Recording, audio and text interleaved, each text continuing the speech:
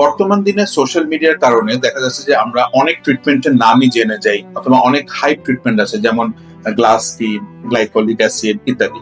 তো আজকে একটু গ্লাইকোলিক অ্যাসিড নিয়ে কথা বলি। তো গ্লাইকোলিক অ্যাসিড এখন এমন ভাবে প্রচলিত সোশ্যাল মিডিয়াতে বা বিভিন্ন জনের মুখে মুখে, তো এটা আসলে কত পার্সেন্ট বা কি দরকার, কোথায় দেওয়া যাবে, কখন দেওয়া যাবে না ইত্যাদি না বুঝেই দেখা যাচ্ছে যে আমরা অনলাইনে গ্লাইকোলিক অ্যাসিড অর্ডার করছি, বা বিভিন্ন ডিপার্টমেন্টাল স্টোর থেকে কিনছি, বা বিভিন্ন জনের কাছ থেকে কালেক্ট করছি।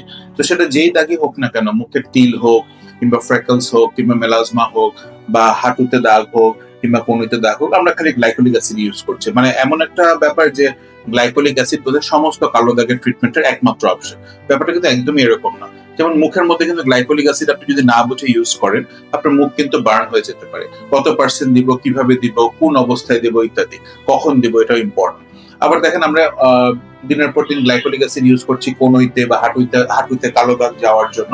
এখানে চামড়াটা থিকনেস, এপিডার্মিসের থিকনেস এত বেশি যেখানে খুব একটা গ্লাইকোলিক অ্যাসিডে কাজ করে না। এইসব ক্ষেত্রে আমরা দেখা যায় যে হ্যালোবেটাসল বা ক্লোবেটাসল জাতীয় ওষুধ দিই, কিংবা অনেক ক্ষেত্রে দেখা যায় যে 4% হাইড্রোকুইনন, যেগুলি ডিমেলানাইজিং এজেন্ট আছে, এগুলো দিই। তো সুতরাং গ্লাইকোলিক অ্যাসিড মানে শুনেই যে গ্লাইকোলিক অ্যাসিড কিনে লাগাতে হবে বা ব্যবহার করতে হবে, ব্যাপারটা কিন্তু একদমই এরকম না। বরঞ্চ আপনি যদি আনজুডিশিয়াল ইউজ অফ গ্লাইকোলিক অ্যাসিড করেন, সেক্ষেত্রে দেখা যায় যে অনেক ক্ষেত্রে স্কিন ড্যামেজ হয়, অনেক ক্ষেত্রে এপিডার্মিস পুড়ে যায়, অনেক ক্ষেত্রে ত্বক বার্ন করে, অনেক ক্ষেত্রে লাল হয়ে যায়। তো সুতরাং আপনার গ্লাইকোলিক অ্যাসিড কোথায় প্রয়োজন বা কতটুকু দিতে হবে বা আদৌ দেওয়ার প্রয়োজন আছে কিনা, সেটা অবশ্যই আপনি একজন ত্বক বিশেষজ্ঞের পরামর্শ নেবেন, নিজে নিজে বা অনলাইনে কখনোই না।